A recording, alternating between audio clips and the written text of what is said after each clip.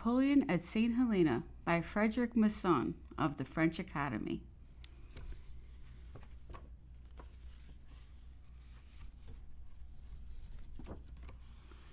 Author's Introduction. In the works I have published on Napoleon, there exist deficiencies, which I would like to make good.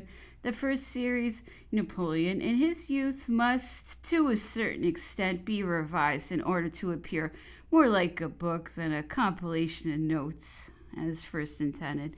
In the second series, I have to insert a volume entitled Madame Bonaparte between Josephine de Beauharnais and Empress Josephine.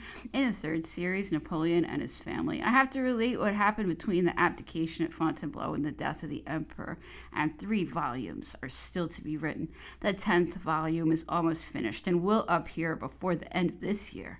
The 11th volume is ready, and the 12th almost ready for the printer. The other series are not so far advanced, and only documentary material has been prepared. I am restricting myself to these as they're the only ones I can hope to finish at my age. The process I have adopted explains, if it does not excuse, the delay with which I have given to the public the 3 last volumes of Napoleon and his family and the present publication, Napoleon at St. Helena. It is because I have pursued my investigations not chronologically but simultaneously into events from March 1814 to May 1821, which constitute my various studies. I have excluded from it several narratives too comprehensive for inclusion in my book, and yet too important not to be narrated in as complete detail as possible, like, among others, the Mabroy affair, the publication of which took place 6 years ago, and Colonel Camille, how the Emperor returned from the Isle of Elba, appeared 4 years ago.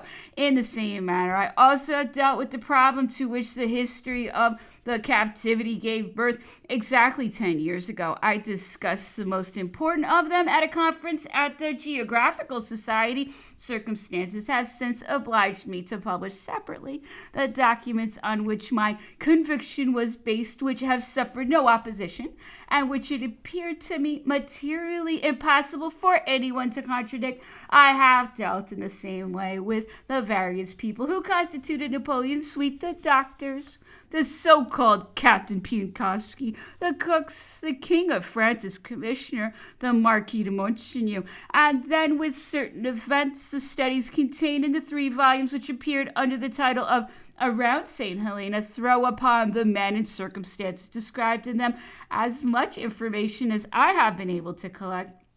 In this manner, too, this volume has been prepared. It might perhaps have been preferable that it should not appear until after the 12th volume of Napoleon and his family, in which I shall try to ascertain what relations could have existed between the Emperor on St. Helena and his mother, sisters, and brothers. But have I not already disclosed what part paternal love played in the prisoner's sufferings in Napoleon and his son? The day my work is finished, it will be seen that for 20 years I have followed a plan, a logical plan, and the connection between its various themes has appeared to me perfectly reasonable. And in this way, this book will be followed by another, Napoleon's Will, in which my primary object will be to show the sentiments, memories, and hopes which influence the emperor in his final manifestation of his soul. Secondly, to consider the motives for each of the provisions. And finally, to narrate the truly amazing vicissitudes of the execution of the will, if I were likely to live long enough to deal with the plans of which I have already tried to give certain outlines, to continue the examination of the outer life and imperial surroundings. I should still have enough to last me a lifetime, but that enters only the dreams permitted to an old man, on the express condition that he realizes the vanity of it. Nevertheless, I will do my best, as I have done up to the present, and will, I hope, continue to do to the end. But doing my best is not much. If I had been able to retain that illusion on this my life's work, the insults of which I am the victim should have taught me moderation. How does it happen, therefore, that they have above all made me only proud? Nothing that happens can affect my remaining constant and above all faithful to the flag I love and to cause the cause that I'm serving. As to my book, so often and so presumptuously ridiculed, it does not seem to me that these insults have compromised their veracity. I am nothing if not a searcher after the truth. If I have endeavored to satisfy my own mind by believing that I have found it in my conscience by striving to tell it, and if I have succeeded, what does it matter if my phrases appear to a few to be awkward and unskillful? All the same, they will have contributed so far as they can to the national dignity and grandeur, and that is enough. I must say how I have compiled this book, although I have been fortunate enough to obtain cognizance of unpublished memoirs of great importance, and even to verify the truth of them from other similar unpublished recollections.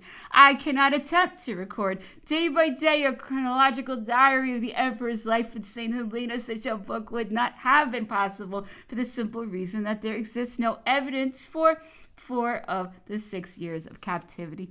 3 sources of information are extant upon the emperor and his life at St. Helena.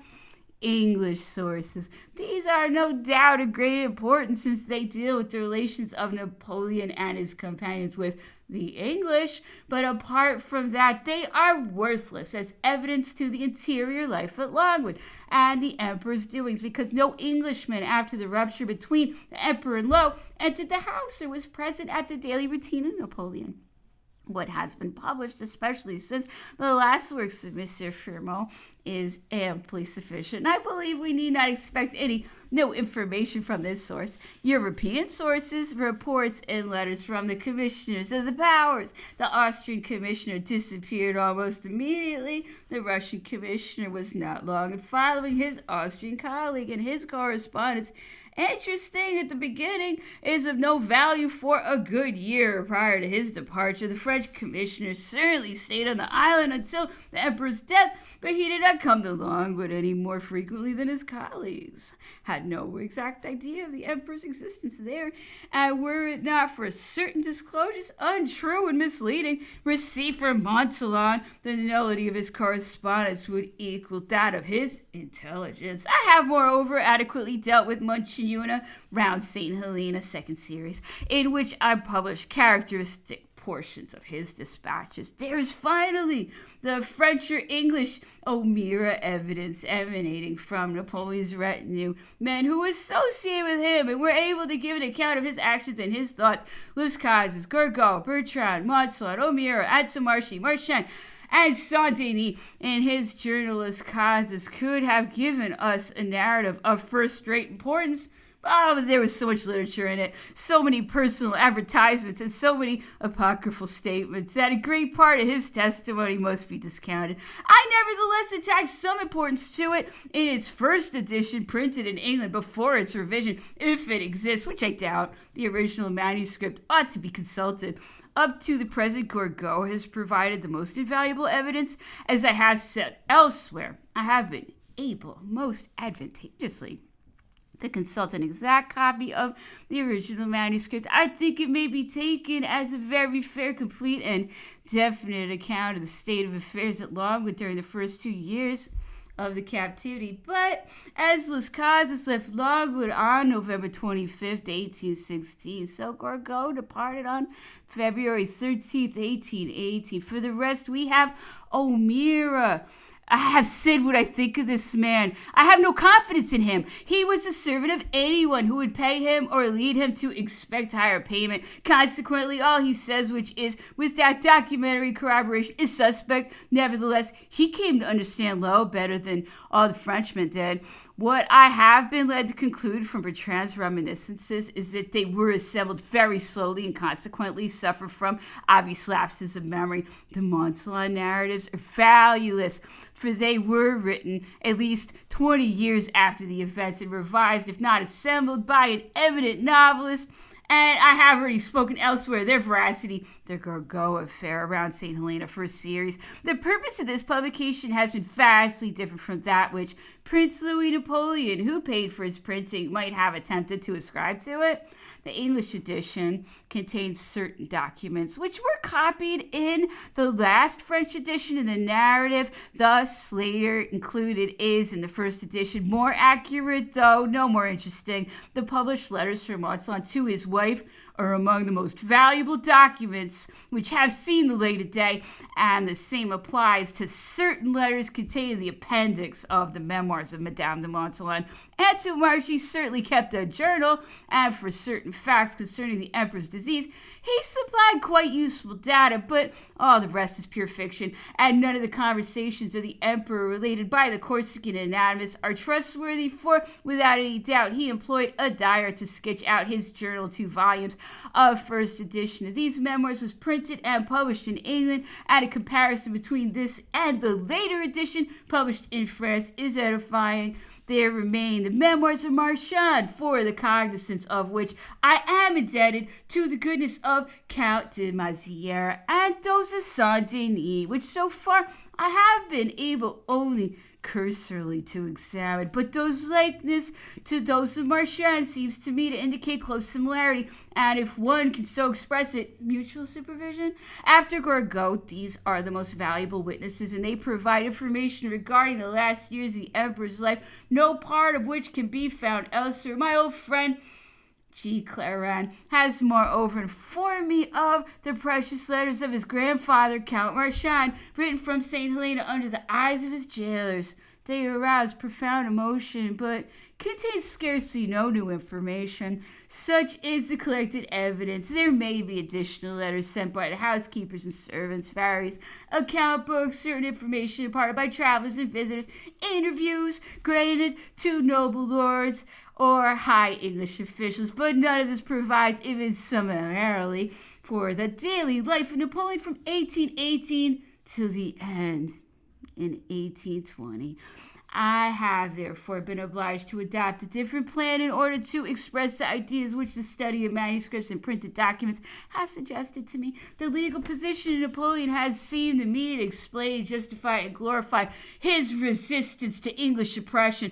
Everything emanates from that. Everything must be ascribed to it. I have therefore discussed in the course of it what reasons decided the emperor to seek asylum on the Bellerophon, and how the English received and treated him on board. From the abuse of force meted out to him has resulted all the resistance he employed against them. That is the first part of this work, from Malmaison to the Northumberland. Having dealt with this period, I have shown what people were to play parts on the stage of St. Helena, those who had accompanied the emperor, and of whom up to the present no one has sought a biography or real character, or has recorded the motives which induced them to follow Napoleon. Valuable unpublished material has enabled me to describe these people, to whom posterity has accorded infinitely more regard than to contemporary figures. I have written without reticence what I have found. It has seemed to me that the papers, for the most part, extracts from public archives, need no commentary. They are sufficient in themselves. Social reorganization is one of the new aspects of this study, and I do not think I have disregarded even the lowliest member of it. I am less concerned with the English personnel for only one. Major Hudson Lowe is of any interest. Certain valuable information accorded to me by some English people. The series of articles dealing with him upon his death in different papers and reviews have enabled me, I believe, to understand better his mental makeup and to treat him, if not sympathetically, at least with justice. I saw in him only his executioner, and beyond the tyrant, I have sought the English governor. I have not attempted to describe all who had associations with the emperor: Admiral and Lady Malcolm, Admiral Plampin, General Lady Bingham, the officers of the different regiments. What would be the good? Nor yet the travelers. The action of the drama does not depend on them, for their influence was less than their participation in it, and I have carefully avoided including anything which might distract the reader's attention from it. While describing the prominent personages, I have at the same time tried to sketch the scenery, and a huge collection of photographic views has helped me to this end.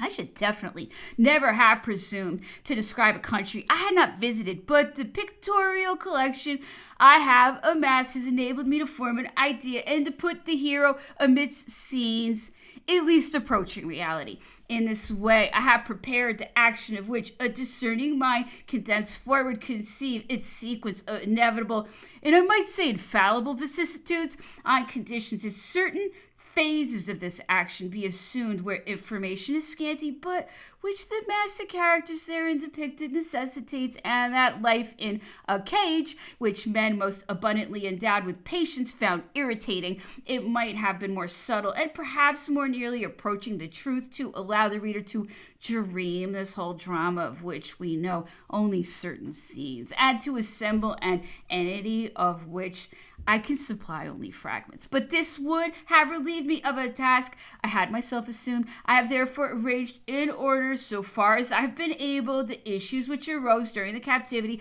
and which caused the rupture between the prisoner and his jailer. I have tried to explain them clearly and thus apportion the responsibility. It is my fault always, wherever I have been obliged, in order to do justice to the wretched Hudson Lowe, to rail against those who set orders to him.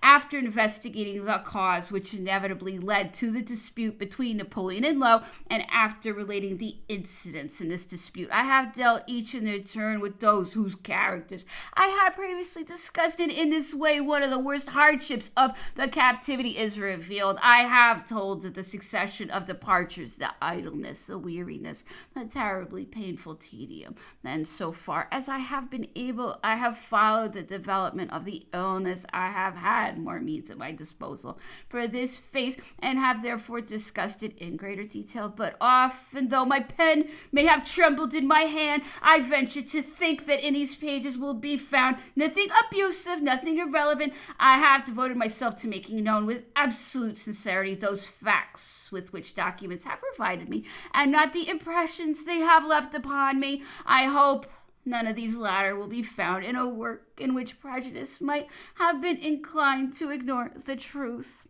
Frederic Masson.